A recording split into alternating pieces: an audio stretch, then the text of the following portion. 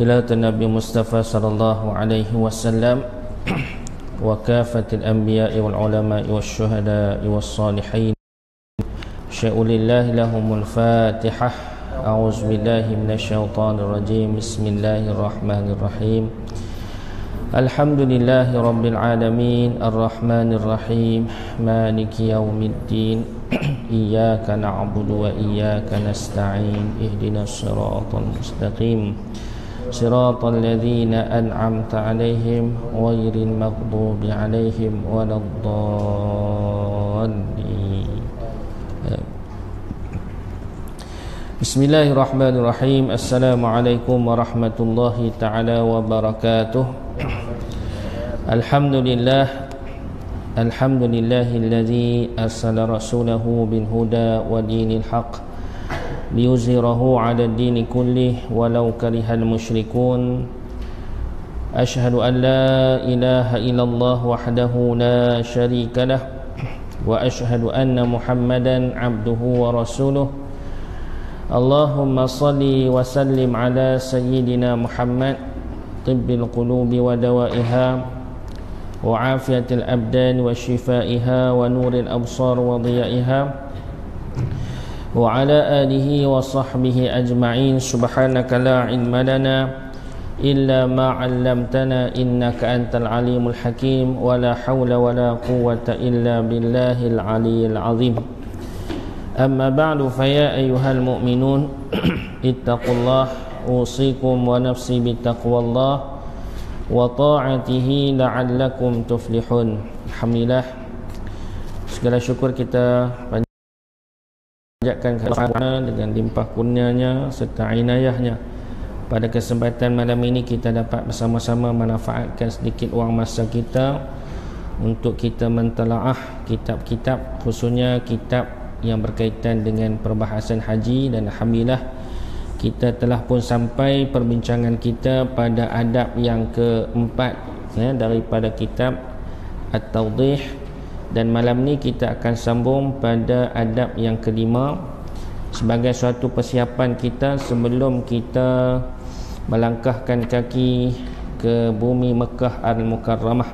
Sambung kita kalau yang ada kitab pada muka surat 7. Yang kelima, qala al-musannifu rahimahullah wa nafa'ana bi'ulumihi fid daraini amin.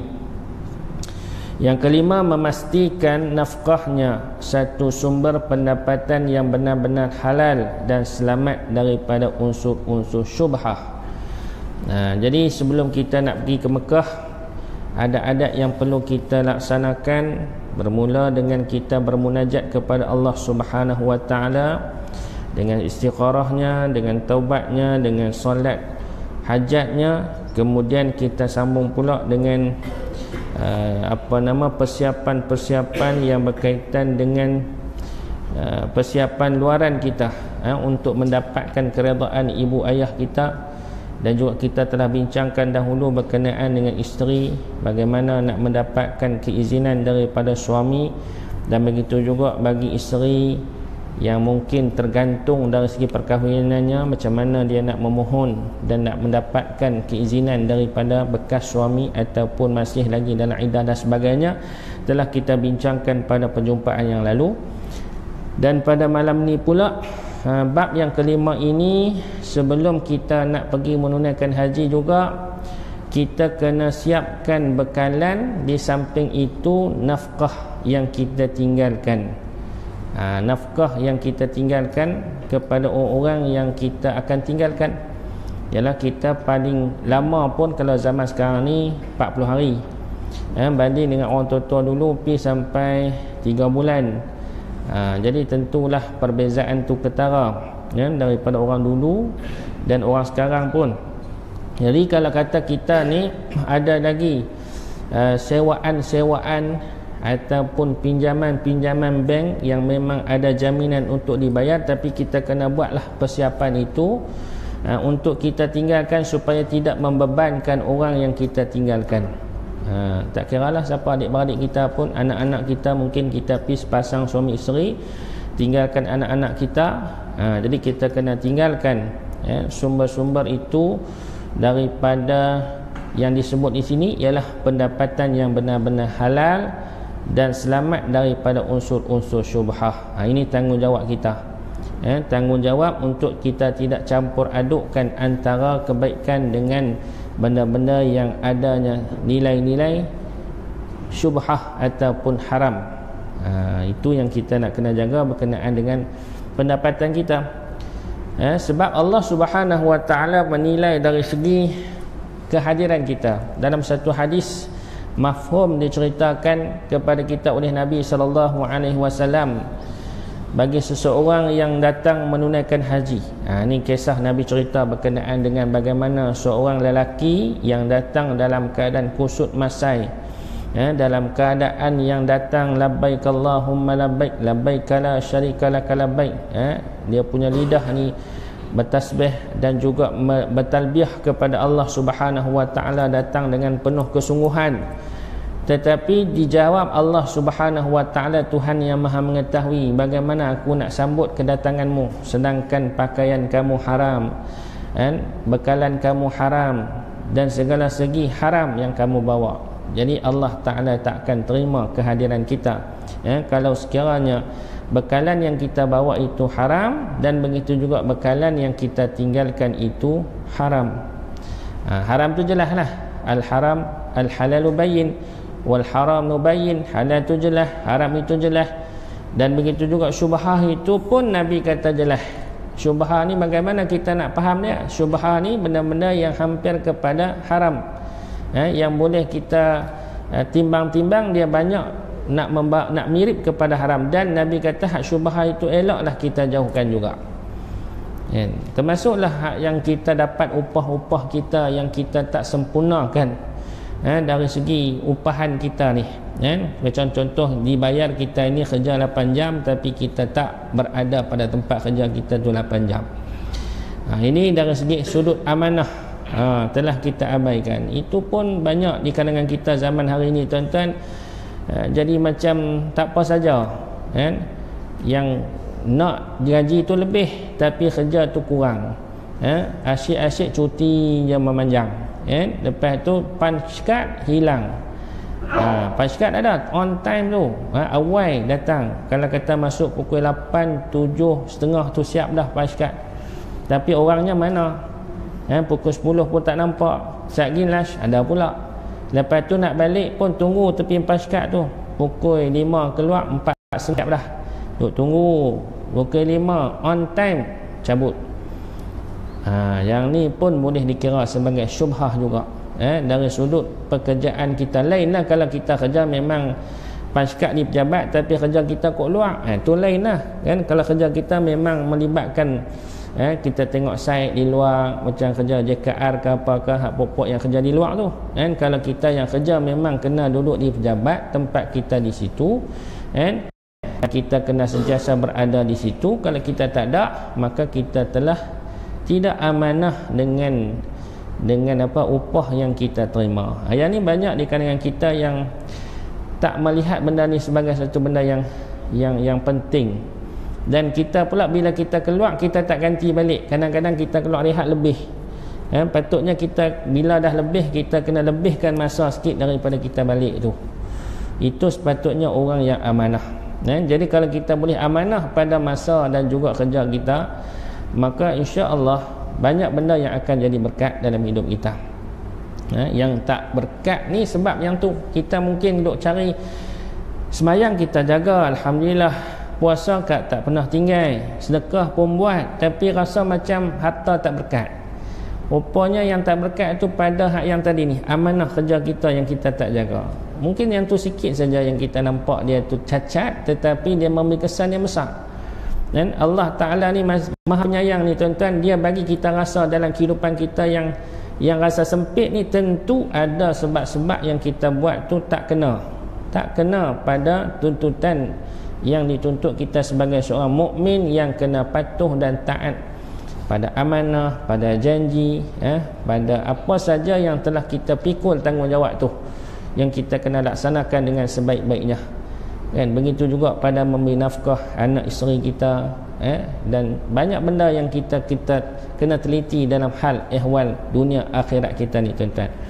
Tapi malangnya kita kurang teliti dalam bab-bab tu, kan? Yang ni yang menyebabkan cacatnya ibadah kita dan sukarnya mendapat haji yang mabrur, kan? Haji mabrur ni yang Allah Ta'ala letakkan satu makam yang tertinggi ni, sebagaimana kata Nabi SAW, al-hajjul mabrur laisa lahul jaza'u illa jannah. Haji mabrur ni tidak ada satu balasan yang lebih hebat melainkan syurga daripada Allah Subhanahu Wa Ta'ala. Maknanya maha hebat, satu kedudukan yang paling tinggi yang tak ada lain dah, yang tidak ada ganjaran yang setara yang lebih hebat itu. Pahala pun kira tak hebat lagi, syurga terus. Allah Ta'ala jamin kepada orang yang boleh mencapai kedudukan yang tertinggi dalam pelaksanaan haji dia. Allah Ta'ala nak tengok tang mana. Sebab tu macam kita dah sebut itu tuan-tuan, bukan saja pada pelaksanaan dia, kan? Kita mungkin duk jaga praktikal haji itu. Praktikal haji ni mudah tuan-tuan, nampak memang mudah, tapi tak susah, tak senang nak buat. Mudah tapi bukan senang nak buat, kerana dia melibatkan masa, melibatkan tempat, melibatkan bermacam-macam kerenah manusia di sekeliling kita. Simple, tetapi dia memerlukan pengorbanan yang bermula daripada sekarang. Bukan kata esok lusa nak pi baru nak mula. Daripada sekarang kita mengaji ni, kalau tuan-tuan angan-angan nak pi haji 10 lagi, tak 10 tahun akan datang pun, daripada sekarang kena mula dah, kalau betul-betul kita mengharapkan kemabruran itu. Sebab sebagaimana yang saya buat kajian berkenaan dengan nak capai mabrur ni tuan-tuan, berdasarkan keimanan. Allah Ta'ala melihat ni berdasarkan keimanan kita kepada Allah Subhanahu Wa Ta'ala. Nak capai kesempurnaan mabrur ni, dia mestilah pada makam, kalau kita tengok di dalam kitab Aqidatun Najin berkenaan dengan tingkatan iman, paling kurang kita kena duduk tingkatan iman yang ketiga, iman ayan. Iman ni ada 5 tingkat tuan-tuan: iman taklid, iman ilmu, iman ayan, iman hak, dan iman hakikat. Ada 5 tingkatan, kan? Iman ilmu, iman yang pertama iman taklid. Yang pertama iman taklid. Taklid maknanya ikut-ikut. Orang yang beriman atas dasar ikut-ikutan. Dia lahir sebagai Islam, kemudian dia beramal pun secara tradisi saja, dia tak mengaji. Orang kata percaya pada Tuhan, dia kata percaya. Ada tak Tuhan? Ada. Dia yakin macam tu saja, tapi tidak ada dalil-dalil yang dia boleh berpegang, dan tidak orang kata apa, tidak bertambah iman dia, kerana ilmunya tidak ada. Dia hanya ikut orang saja. Itu peringkat yang pertama. Peringkat yang kedua tuan-tuan, iman ilmu. Iman ilmu ni iman orang yang dah mengaji, faham sifat-sifat Allah Subhanahu Wa Ta'ala, kenal pada akal dia. Pada akal dia kenal Tuhan. Macam mana sifat Allah Ta'ala, sifat Allah Ta'ala ni, sebab apa nama Tuhan yang maha memerintah dan sebagainya, Rabbul Alamin, Tuhan yang mentadbir alam. Dia faham dah semua tu, dan itu ada. Tetapi iman itu masih lagi belum meresapi di dalam hati dia, untuk dia merasai keagungan, kehebatan, dan juga boleh membezakan antara dia sebagai makhluk dan Allah Ta'ala sebagai Tuhan dia. Itu peringkat iman ilmu. Kalau iman ayan orang yang ada ilmu, dan iman yang pada akal tadi telah meresap di dalam hati dia, hingga dia boleh membezakan dirinya sebagai hamba dan Allah Ta'ala itu sebagai Tuhan dia, yang sentiasa dia ada rasa takut kepada Allah untuk tidak melakukan segala kesilapan. Sifat-sifat takwa tu mula wujud pada diri orang-orang yang memiliki sifat iman ayan. Ni paling kurang kalau kata kita nak mula, nak dapat iman haji mabrur, dia kena mula pada tahap yang ketiga ni. Dia kena ada sifat penghayatan dah, sifat sebagai seorang hamba. Macam kita duk laungkan labbaik Allahumma labbaik labbaik la syarika lak labbaik, ni pun lambang datangnya seorang hamba menyahut seruan Tuhannya. Datang dengan sifat kehambaan kepada Allah Subhanahu Wa Ta'ala. Tidak ada syirik yang dia sertakan di dalam hatinya. Tidak ada kesyirikan dalam jiwanya. Dia datang ni betul-betul kerana Allah Subhanahu Wa Ta'ala, bukan kerana mengharapkan doa dimakbulkan, bukan harap supaya diterima semata-mata hajinya, bukan mengharapkan hanya sekadar mengharapkan pahala yang berganda-ganda. Tak. Kalau iman ilmu dia duk harap yang tu. Iman ilmu ni dia duk fikir pada akal lagi, dia masih lagi dimotivasikan oleh ilmu dia saja, kan? Kalau dia tak ada pengetahuan tu, dia mungkin tak buat. Maknanya iman dia sekadar dia buat tu atas apa yang dia faham saja, bukan kerana mai hasil daripada sifat ketawadukan dia sebagai hamba kepada Allah Ta'ala, ataupun sifat ketaatan dia kepada Allah Subhanahu Wa Ta'ala. Ini beza. Nampak beza tuan? Orang ilmu, iman ilmu dengan iman ayan. Okey, tapi iman ayan ni belum tentu lagi capai kesempurnaan. Kerana apa? Kerana masih ada lagi kekurangan dari segi amalan dia. Dia buat sesuatu kerana takut saja pada Allah Subhanahu Wa Ta'ala, dan tidak ada nilai-nilai pengorbanan yang tinggi kepada Allah Subhanahu Wa Ta'ala. Dia buat hanya kerana takut saja, ada sifat takwa saja. Bagus tak lagi? Bagus dah, alhamdulillah. Dia tak buat dah dosa, dia tinggal dah benda-benda maksiat, tetapi dia masih lagi belum ada sifat sanggup berkorban sepenuh jiwa dia. Ni tahap iman yang ketiga, kan? Tahap iman yang keempat ialah orang yang ada iman hak, iman yang sebenar. Iman yang sebenar ni ialah iman yang boleh menyerahkan dirinya sepenuhnya kepada Allah Ta'ala. Sebab nama ataupun erti kepada iman itu pun penyerahan diri kepada Allah. Maksudnya dia sanggup berkorban kerana Allah Subhanahu Wa Ta'ala. Dia buat sesuatu tu kerana Allah Ta'ala, berkorban susah payah kerana Allah Subhanahu Wa Ta'ala, untuk mencari redha Allah Subhanahu Wa Ta'ala. Ni tahap empat ni barulah ada peluang dia nak dapat haji yang mabrur tu. Peluang tu ada. Tapi kalau tahap yang ketiga, dia hanya ada peluang dapat haji yang makhsus sahaja, haji yang diampunkan dosa. Sebagaimana Nabi kata, kalau dia pergi haji dalam keadaan dia tak buat dosa, dia taubat kepada Allah Ta'ala, balik dalam keadaan diampunkan dosanya oleh Allah Subhanahu Wa Ta'ala. Tapi tak boleh berkekalan lagi, hanya takat hapus dosa. Macam bulan puasa lah, kita dah keluar bulan puasa tu, kalau betul-betul kita puasa dengan imanan wahtisaba, ghufirallahu lahu ma taqaddama min zambih, akan diberi keampunan daripada apa yang dia lakukan daripada sebelumnya, sampailah hari dia dah duduk hari itu, ampunkan dosa. Tak ada dosa dah, alhamdulillah. Tapi peluang nak buat dosa ada lagi tak? Ada, masih lagi ada. Kalau dia tak istiqamah dengan sifat dia dan tak tingkatkan ketakwaan dia kepada Allah Ta'ala hingga sampai kepada apa? Kesempurnaan pengorbanan dia kepada Allah Subhanahu Wa Ta'ala, maka waktu tu dia takkan dapat haji yang dikatakan mabrur tadi ni. Maknanya sebab tu dia kena mula daripada sekarang untuk membina keimanan kita sampai peringkat kita boleh yakin sepenuhnya kepada Allah, menghayati sifat kehambaan kita kepada Allah, dan mengeluarkan sifat pengorbanan yang tinggi kita kepada Allah Subhanahu Wa Ta'ala. Itu yang dikatakan iman hak tadi ni, orang yang sanggup berkorban. Dan tahap yang sempurna iman hakikat ni ialah iman para awliya. Kita boleh capai juga, tapi kena lalui proses dia lah. Orang yang dah ada sifat pengorbanan dan kecintaan pula kepada Allah Subhanahu Wa Ta'ala, yang dia tidak ada kecintaan hanya kepada Allah Ta'ala semata-mata.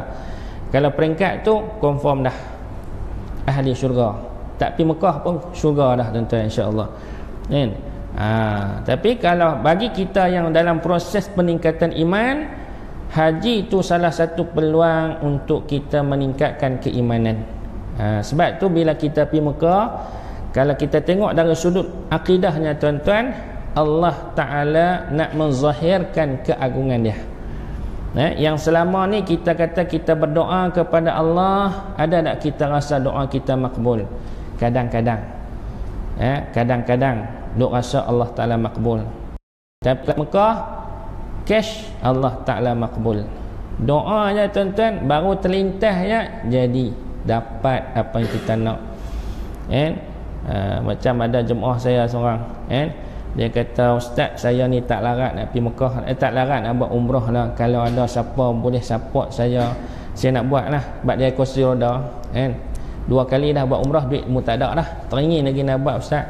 Kalau lah ada siapa-siapa boleh bagi, alhamdulillah. Dia duk ngadu kat saya lah kan.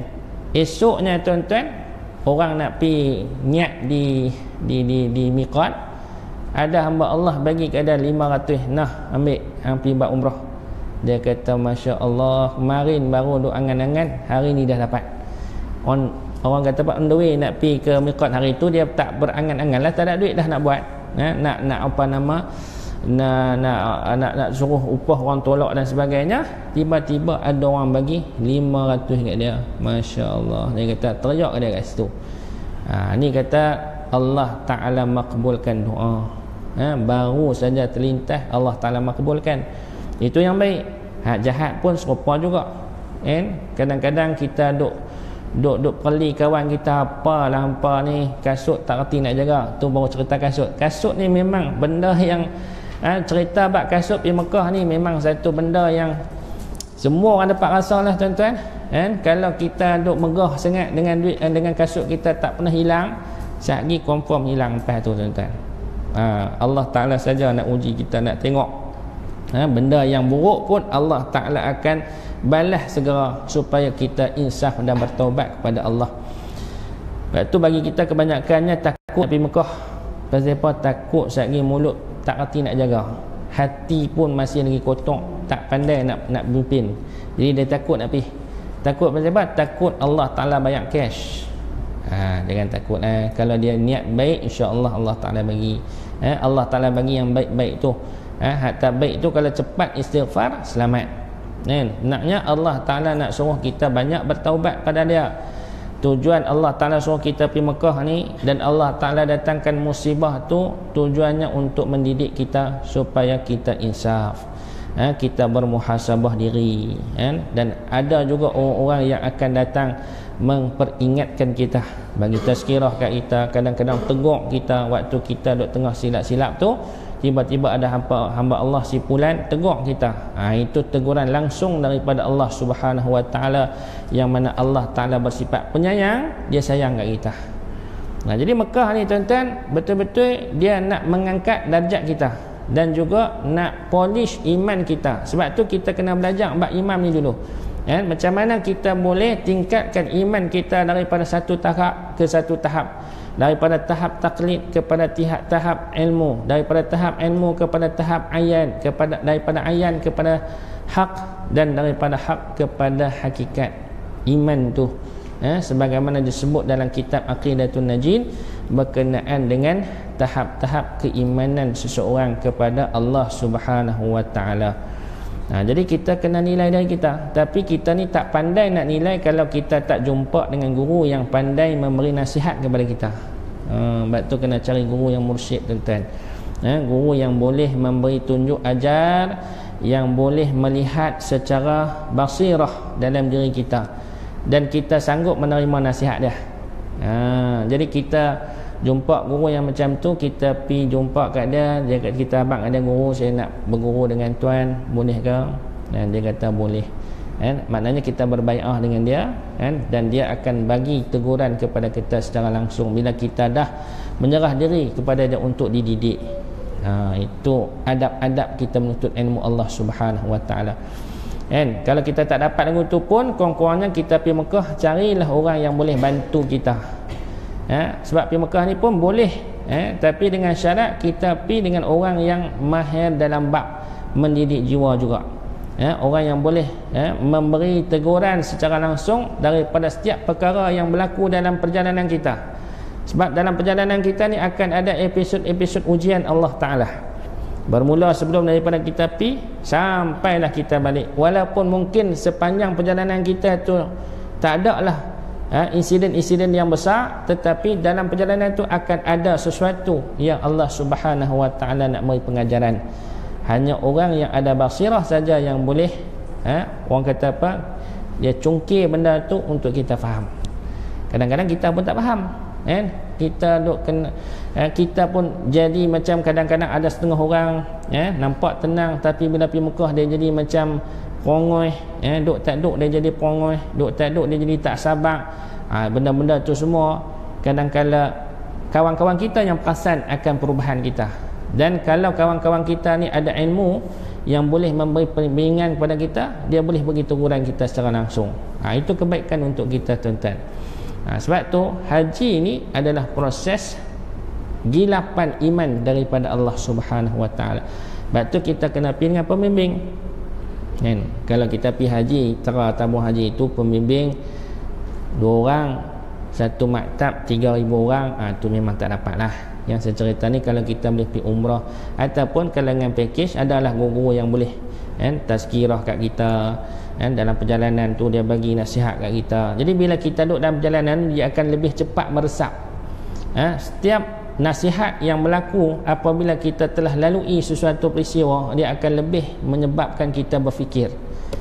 Kan, macam kita duk ngaji ataupun duk ikut kursus motivasi lah. Motivasi kan dia buat satu permainan, bagi kita kena dulu. Kena terkena sikit, lepas tu pakat duk tanya apa pandangan masing-masing, baru kita terfikir balik hikmah di sebalik peristiwa ataupun game tu berlaku. Jadi Allah Ta'ala pun takdirkan kita ni, tuan-tuan, dalam ibadah haji dan umrah ni macam tu juga. Tujuannya untuk mendidik kita supaya kita boleh baca dan belajar daripada perjalanan hidup kita. Sebab tu kita kena buat persiapan daripada awal. Persiapan bila kita sampai peringkat iman ayan ataupun kita meningkat sikit kepada iman hakikat, maka di situ kita boleh belajar yang banyak daripada hikmah perjalanan haji ni. Tapi kalau kita hanya baru tahap iman ilmu, kita hanya duk fikir logik saja, tetapi tak masuk lagi iman tu di dalam jiwa kita, tak masuk lagi penghayatan tu dalam jiwa kita. Jadi kita kurang dapat menghayati setiap kebaikan yang Allah Ta'ala datangkan, walaupun pada zahirnya nampak kesusahan dan kesukaran, tetapi kita tak nampak kebaikan dia, sebab kita masih lagi menilai dengan logik akal. Sebab kita baru tahap iman yang kedua, iman ilmu, yang masih lagi duk fikir dengan akal, belum lagi main dengan hati yang menerima Tuhan sebagai Allah, Allah Ta'ala sebagai Tuhan yang mentadbir, dan kita sebagai hamba yang layaknya menerima apa saja daripada Allah Ta'ala. Itu beza dia, tuan-tuan. Kalau kita pergi tahap iman ilmu, memang kita akan banyak mempertikaikan apa yang berlaku dalam perjalanan kita.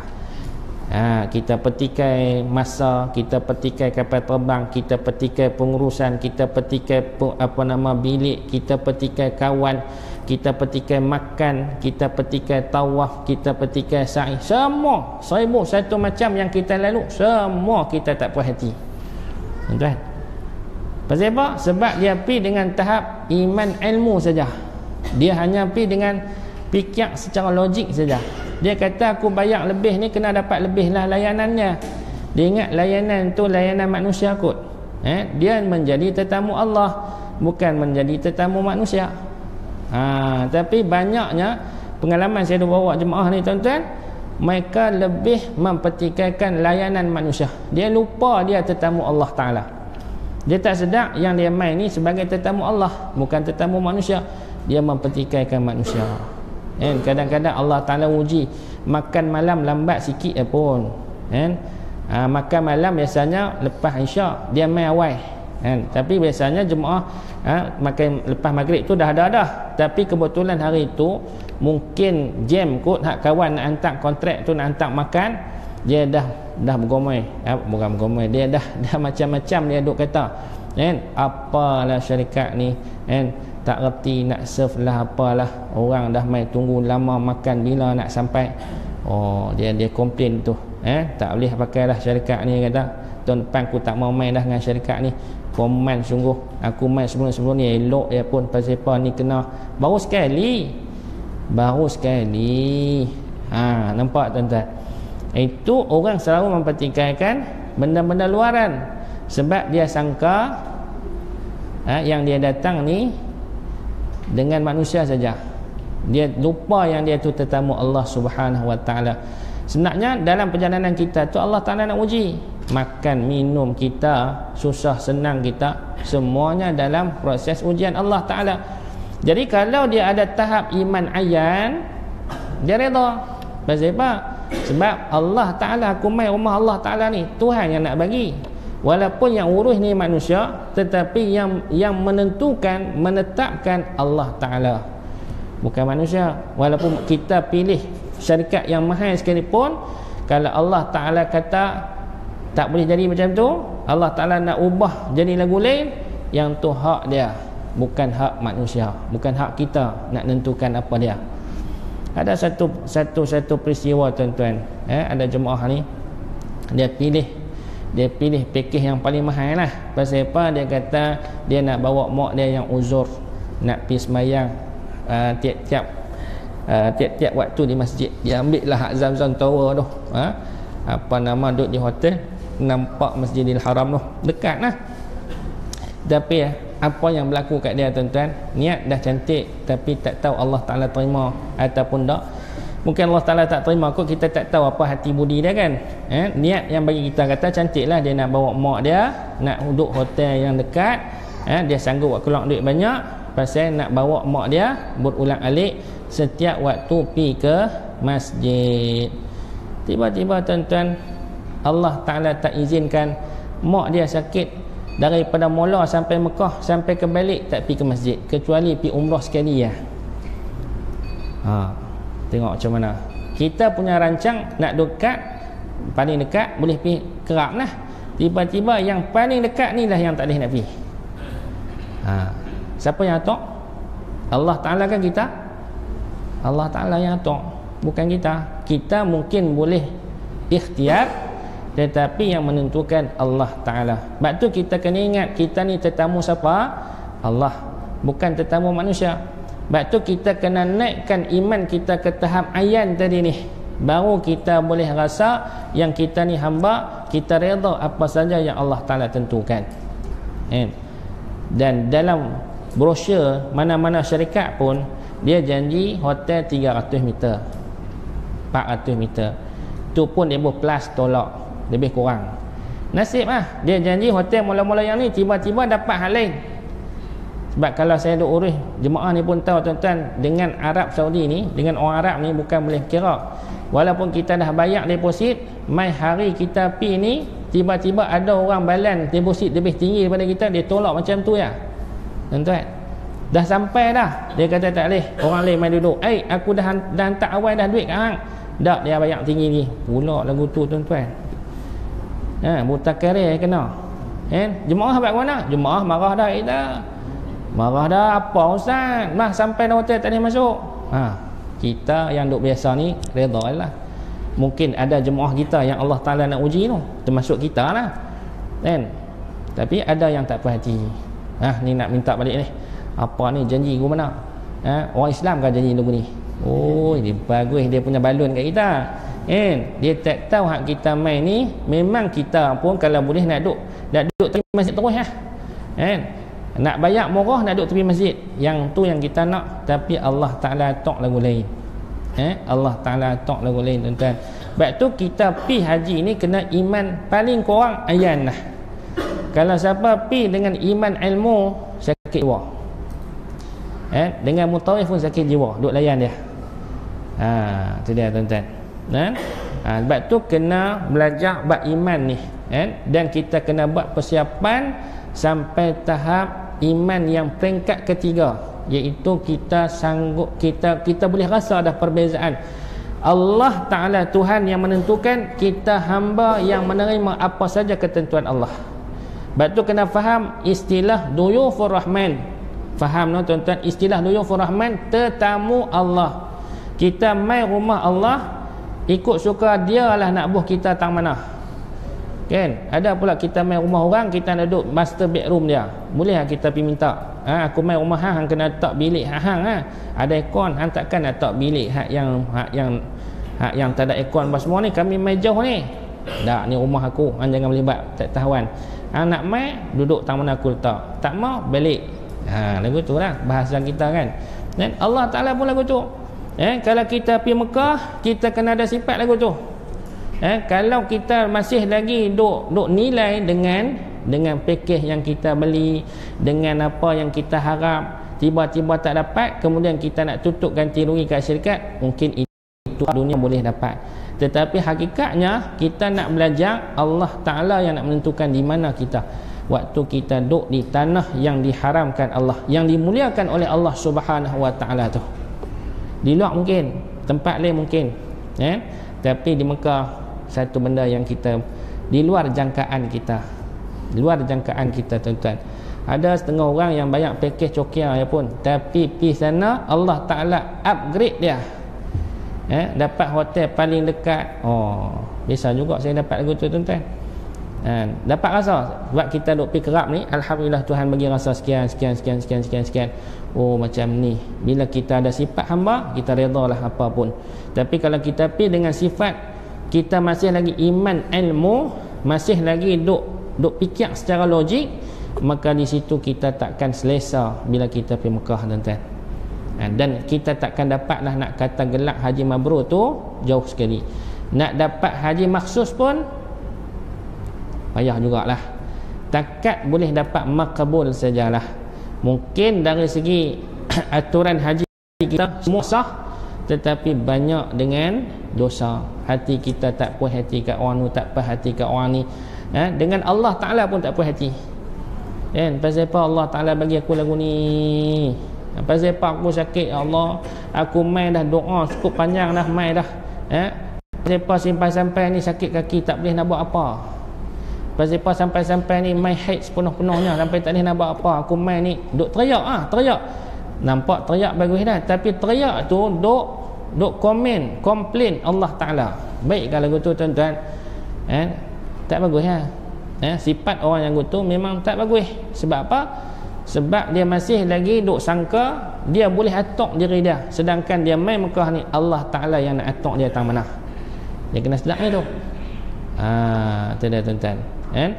So Allah Ta'ala dah habaq dah, kamu nak mari Mekah ni kena ada sifat hamba, dan buanglah sifat-sifat keduniaan kamu. Bermula daripada harta benda yang kamu nak bawa pun kamu kena jagalah dia elok. Termasuklah hati kamu pun Allah Ta'ala kata kena jaga sebaik-baiknya. Termasuklah akidah kita, pergantungan kita hanya pada Allah Subhanahu Wa Ta'ala saja. Sebab tu cuba kita renung balik ungkapan talbiyah yang kita sebut, labbaik Allahumma labbaik, labbaik la syarika laka labbaik, labbaik Allahumma labbaik. Kami sahut seruanmu ya Allah, kami sahut seruanmu. Labbaik la syarika laka labbaik, labbaik la syarika laka labbaik. Kami sambut seruanmu, dan tidak ada syirik kami kepadamu ya Allah. Tak ada syirik. Maksudnya kita main ni menyerah diri pada Allah 100%. Apa Allah Ta'ala nak buat kita terima. Patutnya macam tu. Itu ungkapan kita. Tidak ada syirik pada Allah Subhanahu Wa Ta'ala. Maknanya Allah Ta'ala nak tentukan lagu mana kita di tanah haram ni, kita serah 100% pada Allah. Tu yang saya kata tadi, tingkat ilmu yang boleh dapat, yang boleh katakan apa nama haji mabrur ni, orang yang ada tingkat ilmu iman hak sahaja. Iman ayat ni hanya dia boleh rasa Allah Ta'ala sebagai Tuhan dia boleh reda, tapi dalam waktu yang sama dia tak sanggup nak berkorban. Kurang sifat nak berkorban tu. Kurang. Macam contoh dia nak korbankan masa dia nak korbankan, dia nak pergi jemaah ni, tiba-tiba ada orang sakit, sanggup dia nak tolong orang tu banding dengan dia nak puluh nak pergi duduk soft depan. Kawan-kawan dia yang tak apa nak sihat kat bilik ni, ada tak pernah dia ambil perhatian? Dia duduk jaga mereka ni demam, dia pun sanggup tak pergi yang di masjid, pasti nak jaga pok-pok ni, kawan-kawan ni. Biasa sanggup tak kita nak korbankan masa kita, peluang kita nak buat ibadat, kerana kita nak sempurnakan kawan-kawan kita yang Allah Ta'ala uji dengan kesusahan ni. Kalau tak sanggup, tak dapat lagi lah iman hak tu. Tak ada lah ciri orang yang sanggup berkorban tu. Sebab tu pergi Mekah dia akan ada lagu tu, tuan-tuan. Akan ada macam tu. Sebab tu kalau kita pergi dalam satu grup, kalau saya bawa grup 40 orang, ujian dia banyak. Duk faham dah? Kalau 40 orang bawa cukup, Allah Ta'ala akan polis sungguh-sungguh pokok ni. Kan kita sikit teruk kan. Tapi kalau bawa kurang sikit, dia kuranglah sikit. Tu pengalaman duk bawa jemaah ni tuan-tuan. Jadi kalau buat 40 orang, iman ni kena ni, istighfar banyak sikit ni. Sehari aku nak kena apa ni? Pasal jemaah kita akan kena. Ialah mutawif kan, mutawif ni apa pun kita dululah.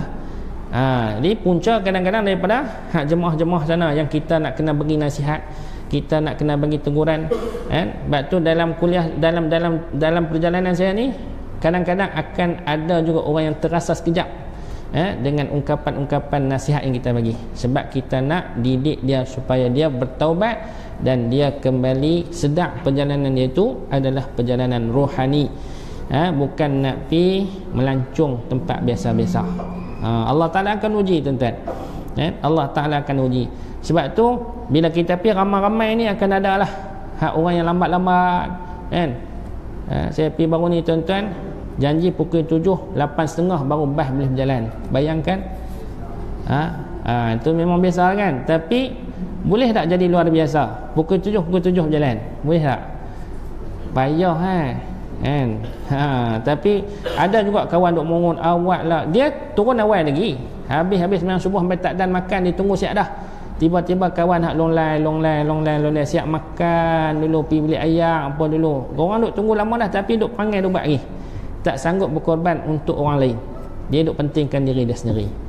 Kita pun naik turun cepat. Tak apa kok ustaz no, duk duk tak apa kok ustaz no kan. Kita duk habaq dah kan. Jadi itu keadaan dia tuan-tuan. Lepas habis kawan ni kita duk bagi nasihat, mai orang lain pula kan. Tak habis-habis. Sebab tu daripada mula pi sampai kembali lagu tu lah keadaan dia. Tapi alhamdulillah dapat driver bas bagus. Kalau dapat driver bas pun tinggal jemaah, nanya kita tuan-tuan. Dia kata siap pukul 7.30 berjalan, jemaah naik tak naik dia nak berjalan, pi. Ada juga kadang-kadang hak yang driver hak yang panas baran ni duk horn pom kan. Bagus juga kalau jenis tu, tapi kita sakit jiwa kan, duk kira nak layan dia ni pula, nak layan jemaah pula. Tapi di situ pun nilai apa dia tuan-tuan, sanggupkah kita berkorban kepentingan kita? Dah kita tahu jenis kita duk bila yang lama, orang dah janji pukul 7, maka kita daripada awal lagi kita kena siap dah untuk kita nak tepatkan masa kita untuk tidak menyusahkan orang lain. Itu contoh masa. Hak lain-lain lagi samalah tuan-tuan. Banyak lagi isu-isu yang lain, isu tawaf ke, isu sa'i ke, apa pun dalam kerja haji umrah ni tuan-tuan, yang tu semua dia mendidik kita untuk sanggup berkorban. Jangan pentingkan diri sendiri, tetapi kita utamakan hak orang lain. Sebab tu Nabi kata sebaik-baik manusia khairun nas anfa'hum linnasi jami'ah. Sebaik-baik manusia ialah manusia yang boleh bermanfaat kepada orang lain. Maksudnya manfaat dirinya ni tidak menyusahkan orang lain. Sebab tu Nabi kata lagi dalam hadis yang lain, al-muslimun man salima lisainihi wa yadihi. Seorang muslim yang betul itu Nabi ialah man salima lisani, siapa yang sejahtera mulut dia, jenis tak kata ke orang, tak maki hamun orang, tak orang kata tak buat fitnah ke orang, wa yadih, dan juga tangan dia pun tidak membuat sesuatu yang menzalimi orang lain, tetapi dia memberi kebaikan kepada orang. Dirinya itu membuat kebaikan kepada orang. Boleh tak kita buat lagu tu? InsyaAllah boleh. Tapi itulah kata proses kita nak pergi Mekah tu, daripada la ni kita dah kena buat. Bukan takat kita nak bersiap untuk harta benda saja, tetapi persiapan yang paling utama ialah macam mana kita nak mempersiapkan iman kita. Sebab tu kalau kita pergi dengan sempurna iman, barulah kita rasa nikmat. Barulah kita rasa nikmat.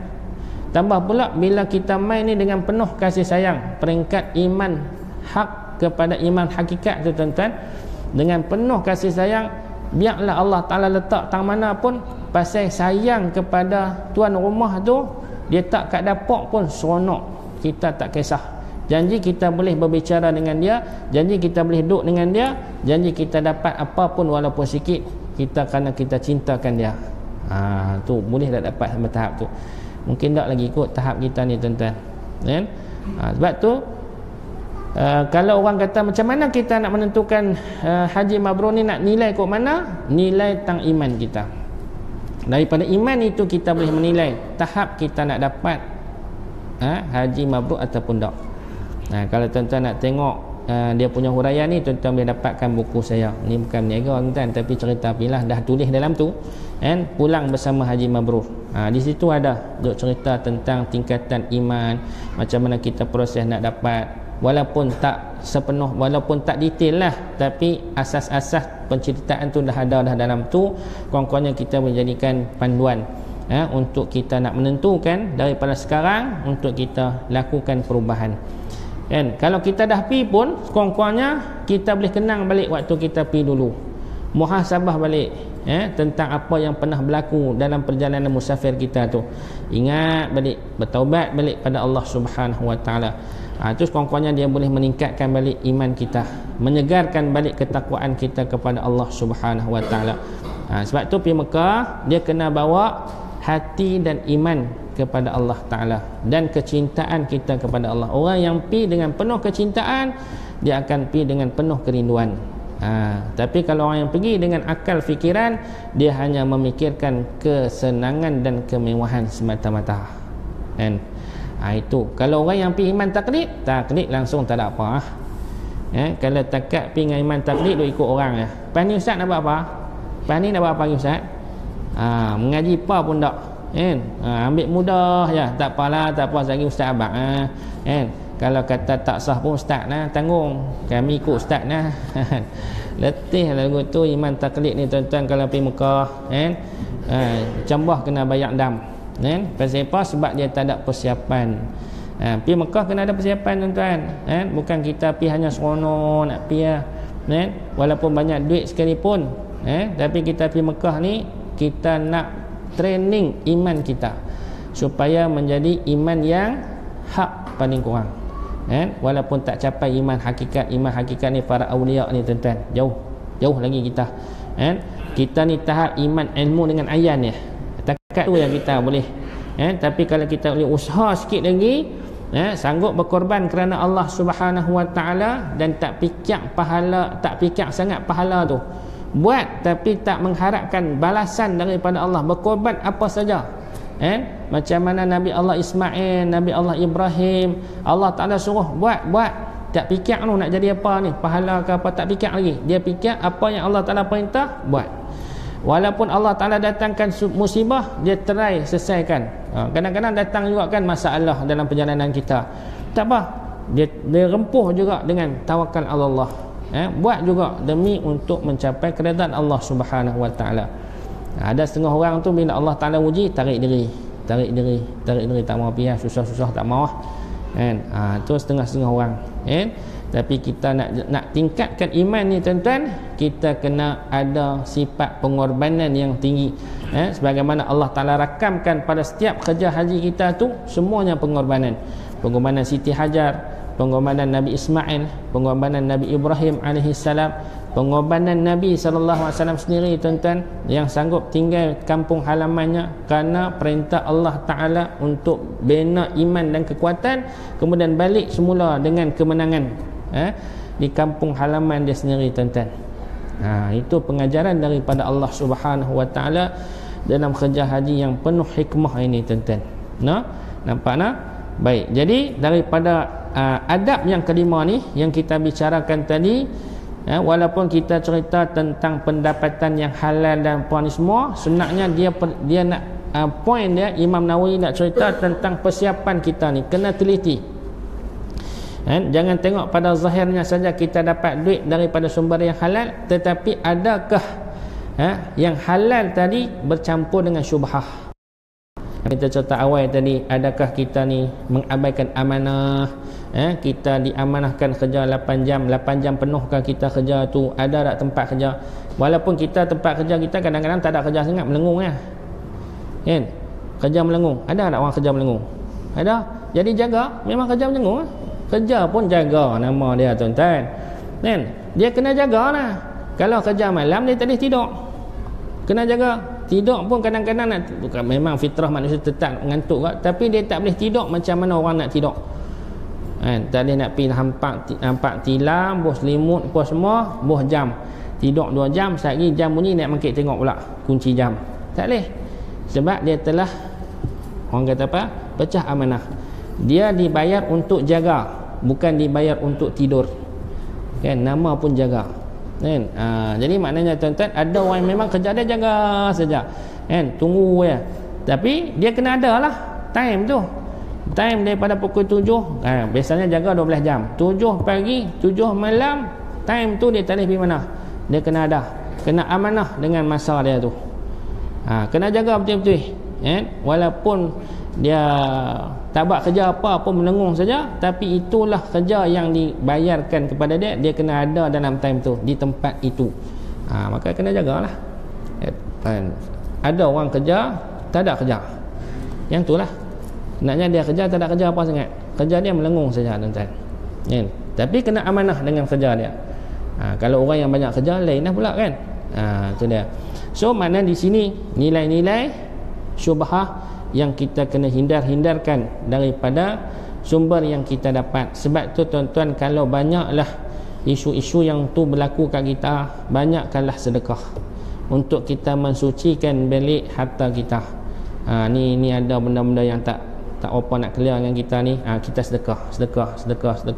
Kurang-kurangnya dia boleh menyucikan balik dengan niat kita bertaubat pada Allah. Sebab kita bukanlah perfect, bukanlah orang yang sempurna nak boleh jaga semua dengan baik ini, tuan-tuan.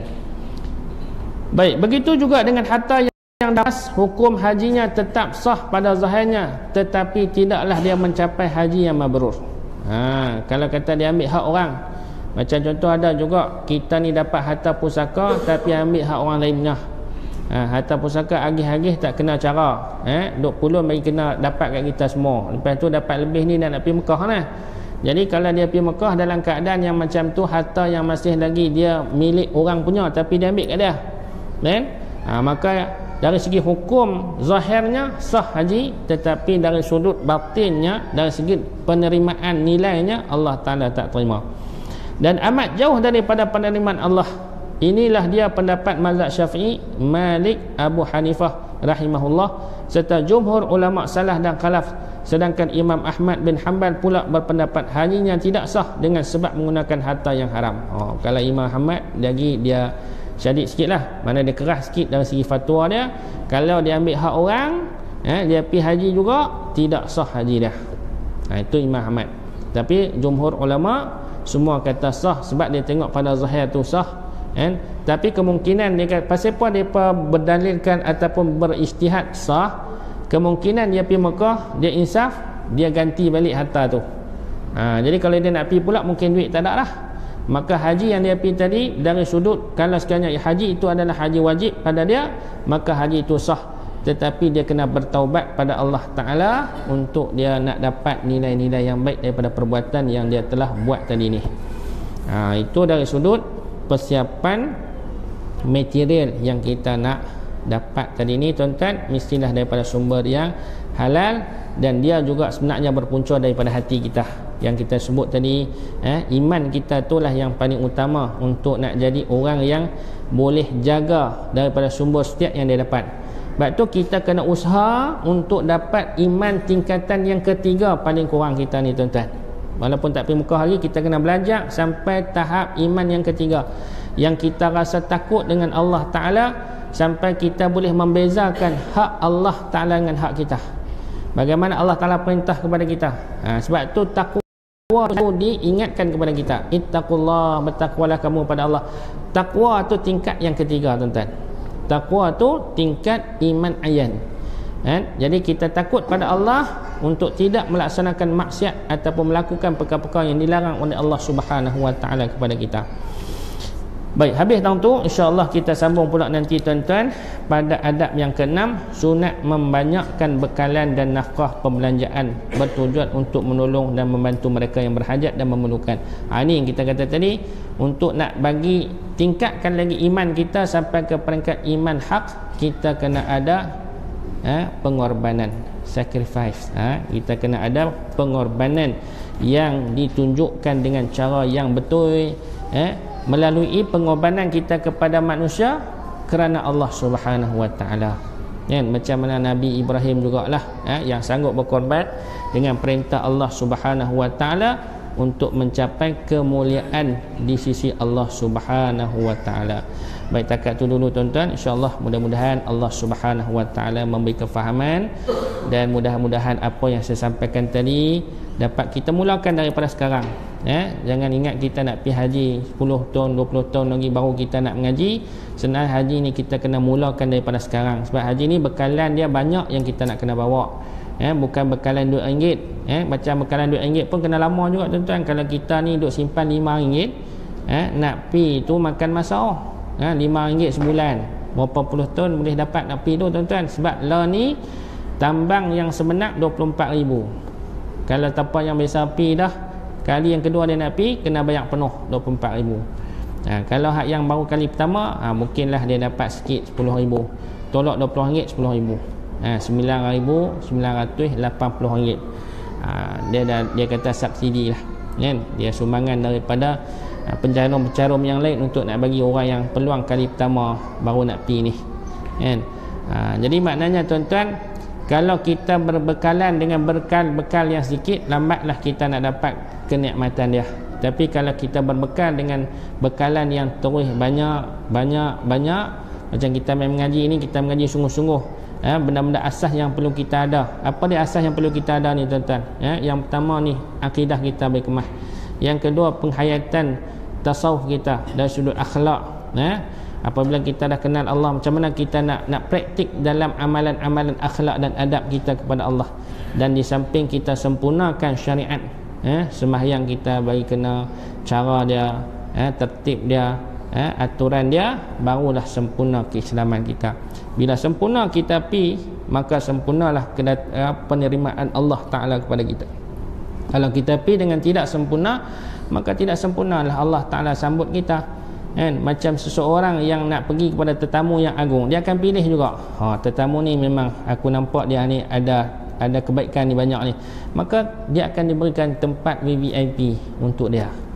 Jadi begitulah Allah Ta'ala bila dia nak terima kita sebagai tetamu dia akan tengok persiapan kita untuk diberi anugerah ni. Tengok tahap mana kita ni, bagaimana persiapan kita, bersungguhkah tidakkah. Kalau bersungguh, baiklah kita dapat daripada Allah Subhanahu wa taala. Kalau tak bersungguh, Allah Ta'ala nak bagi juga, tapi Allah Ta'ala bagi dalam bentuk ujian lagi, untuk nak bagi balance dengan usaha yang kita telah main dengan kurang tadi.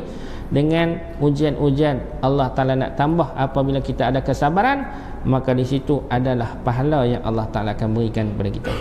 Baik, takat tu dulu insya-Allah tuan-tuan. Mudah-mudahan dapat kita buat persiapan-persiapan yang selayaknya untuk menjadi tetamu Allah, sama ada untuk haji ataupun umrah. Moga kita pergi kali akan datang ni dengan lebih bersedia, dari sudut keimanan kita kepada Allah. Bukan takat persiapan luaran saja, tetapi persiapan dalaman kita untuk menjadi tetamu yang dijemput dengan rahmat Allah Subhanahu wa taala, insya-Allah. Wallahu a'lam. Aqulu qali hadza wa astaghfirullah wa billahi taufiq wal hidayah. Wassalamualaikum warahmatullahi